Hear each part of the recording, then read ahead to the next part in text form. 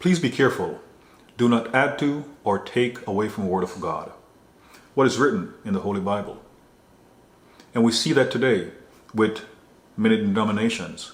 It's kind of like back in the time of the Pharisees and the Sadducees. The Lord Jesus Christ rebuked the Pharisees for adding to the scriptures with their human traditions. The Apostle Paul had a confrontation with the Sanhedrin. Among them were the Sadducees, who did not believe in resurrection, angels, or spirits, even though those things were written about in the scriptures that they had at the time. And again, those things happen today.